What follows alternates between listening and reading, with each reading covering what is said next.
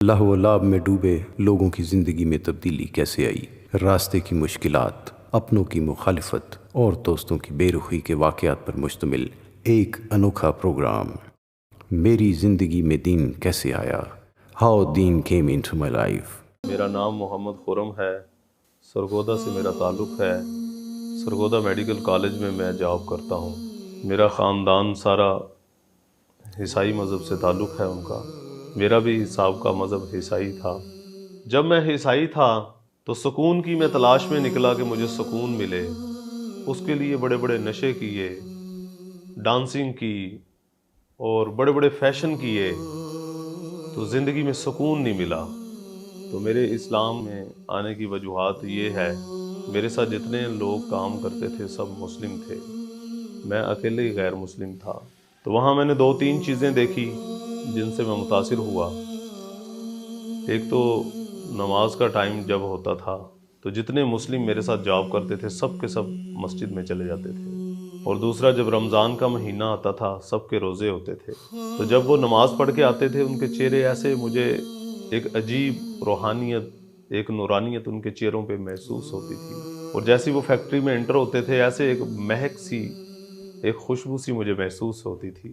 ایک بھائی ایسے تھے جو تبلیغی جماعت کے ساتھ ان کا آنا جانا تھا، انہوں نے میرے سے دوستی لگائی، تو اس طرح وہ بھائی نے مجھے محبت دی، یہاں تک کہ جمعہ والے دن وہ مجھے کہتے تھے کہ خرم بھائی آؤ، گھر بریانی والدہ نے بنائی ہے، آؤ کھانا اکٹھے کھاتے ہیں۔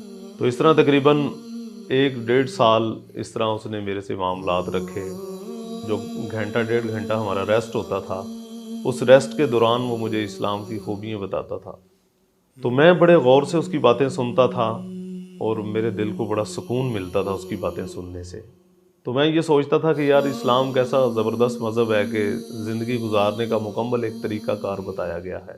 تو ایک دن اس نے مجھ سے پوچھا کہ خرم بھائی کیا آپ کے مذہب میں، عیسائیت میں یہ چیزیں موجود ہیں، چرچ میں داخل ہونے کی دعا، واش روم میں داخل ہونے کی دعا؟ تو اس طرح عیسائیت کے متعلق جب اس نے پوچھا تو مجھے نہیں پتا تھا اپنے مذہب کے بارے میں، تو میرے دل میں یہ شوق جذبہ بنا کہ یار اگر مجھے اپنے مذہب کے بارے میں پتا ہوتا تو میں اس کو جواب دے سکتا۔ یعنی کہ اس بھائی کی گفتگو کے بعد میرے اندر یہ شوق پیدا ہوا کہ مجھے اپنا دین سیکھنا چاہیے۔ ایک دن میں چرچ میں گیا تو میں نے دیکھا چرچ کے ارد گرد تصویریں لگی ہوئی ہیں حضرت عیسیٰ علیہ السلام کی، حضرت مریم علیہ السلام کی بھی تصویریں لگی ہوئی ہیں۔ تو میں نے ایک دفعہ ایک پادری سے پوچھا، میں نے کہا جی یہ جو تصویریں ہیں، اس زمانے میں تو کیمرے ہی نہیں تھے، اور یہ جو فلمیں بنی ہوئی ہیں اس زمانے میں تو لائٹ ہی نہیں تھی، تو یہ کیسے یہ سارا کچھ آیا ہے؟ تو انہوں نے کہا جی ایک موقع پہ خداوند یسوع مسیح نے اپنا چہرہ دھویا اور کپڑے سے صاف کیا، اس کپڑے کے اوپر حضرت عیسیٰ علیہ السلام کی تصویر چھپ گئی، اسے دیکھ کے ہم خیالی تصویریں بناتے ہیں حضرت عیسیٰ علیہ السلام کی۔ اور میں نے کہا جی یہ جو فلمیں بنی ہیں یہ، تو کہنے لگے یہ فلمیں ہم نے تصویروں سے ہی ایسے خیالی فلمیں بنائی ہیں تاکہ خداوند یسوع مسیح کی یاد ہمارے اندر تازہ رہے۔ تو میں نے پھر ان سے پوچھا جی یہ خداوند یسوع مسیح نے تو چہرے پہ داڑھی رکھی ہوئی ہے تصویروں پہ، تو ہمارے پادری حضرات داڑھی کیوں نہیں رکھتے، یا عام لوگ جو ہیں وہ چہروں پہ داڑھی کیوں نہیں رکھتے؟ تو پھر میرے ذہن میں یہ سوال آیا کہ مسلمان جو ہیں یہ تو چلو 80% دین سے غافل ہیں، لیکن 20% ایسے ہیں جو پورے دین پہ چل رہے ہیں۔ یعنی کہ مسلمانوں کے جو رہبر ہیں، علماء اکرام ہیں، ان کے چہروں پہ داڑھی ہے، حافظ ہیں، مسجد کے خادم ہیں، یا عام جو مذہبی دینی لوگ ہیں، تو ان کو اپنے نبی سے اتنی محبت ہے کہ وہ ان کی زندگی میں زندگی کو اپناتے ہیں۔ تو ہمیں اگر مسیح سے محبت ہے تو مسیح کی زندگی کو اختیار کرنا چاہیے، بلکہ چرچ میں جا کے ہم یہ کہتے ہیں جے یسوع کی، جے یسوع کی، اور یسوع والا تو ایک کام بھی نہیں ہم کرتے۔ ہمارا ایک گروپ تھا سرگودا کے اندر جس کو بابا گروپ کہا جاتا تھا، ہم بڑے بڑے میلوں پہ جاتے تھے، سائیکلوں پہ ہم نے بڑا بڑا سفر کیا ہے۔ مری آباد میں حضرت مریم کا میلہ لگتا تھا، وہاں جاتے تھے سائیکلوں پہ۔ اس میرے دوست نے مجھے کہا کہ یار آپ بڑے بڑے سفر کرتے ہو سائیکلوں پہ، میلوں پہ جاتے ہو، تو یہاں ہمارا بھی میلہ لگتا ہے، تو یہاں بھی کبھی چلو میرے ساتھ۔ سرگودا میں سول ہاسپٹل کی بیک سائڈ پہ ایک مسلمانوں کا اجتماع ہوتا تھا، تو وہ میلہ کہہ کے مجھے وہاں پہ اجتماع پہ لے گیا۔ اندر گئے ہیں ہم، اور سامنے ممبر کے سامنے جا کے اس نے مجھے لا کے بٹھا دیا۔ تو وہ 1.5 گھنٹے کا بیان میں نے بڑے غور فکر سے سنا. اس میں میں نے ایک چیز یہ دیکھی کہ بیان کے دوران انہوں نے حضرت عیسیٰ علیہ السلام کا ذکر کیا, حضرت مریم علیہ السلام کا بھی ذکر کیا. اس میں نے ایک خاص بات, جو نئی بات سنی تھی, وہ یہ تھی کہ انہوں نے حضرت عیسیٰ علیہ السلام کر کے پکارا, حضرت مریم علیہ السلام کر کے پکارا.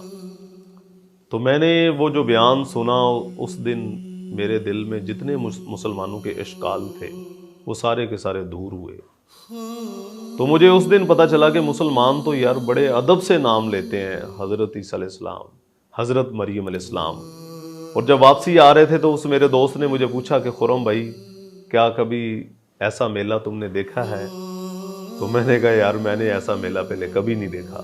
تو اجتماع سے آنے کے 2 مہینے کے بعد میں نے بھائی سے بات کی کہ آپ نماز کے لیے جاتے ہیں تو کیا میں بھی جا سکتا ہوں مسجد میں؟ انہوں نے کہا بالکل آپ جا سکتے ہو میرے ساتھ. تو اس طرح پہلی دفعہ ظہر کی نماز کے لیے میں اس کے ساتھ گیا.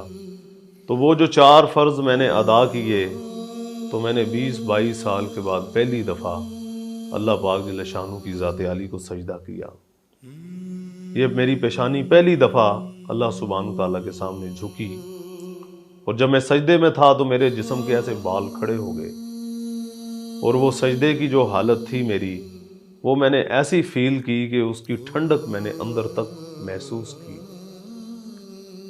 تو خیر وہ 4 فرض پڑھنے کے بعد مجھے اتنا سکون ملا کہ وہ بھائی جو میرے ساتھ تھے وہ بقایا نماز پڑھنے لگ گئے. میں کبھی مسجد کے محراب کی طرف دیکھ رہا ہوں, میں کبھی مسجد کے پلروں کی طرف دیکھ رہا ہوں, میں کبھی مسجد کی چٹائیوں کے اوپر ہاتھ ایسے لگا کے اپنے سینے کے اوپر پھیر رہا ہوں. یعنی کہ مسجد کی نورانیت بڑی زبردست میں محسوس کر رہا تھا. اس طرح پھر کرتے کرتے تقریباً میں 1 سال نمازیں تقریباً میں چوری چھپے پڑھتا رہا. تو پھر میں نے سوچا کہ یار اسلام میں اور عیسائیت میں فرق کیا ہے. تو میں نے دیکھا مسلمانوں کی جتنی مسجدیں ہیں سب کا رخ ایک ہے, قبلہ رخ. عیسائیت میں نے دیکھا چرچ کا کوئی رخ نہیں ہے, چرچ میں داخل ہونے کی کوئی دعا نہیں ہے.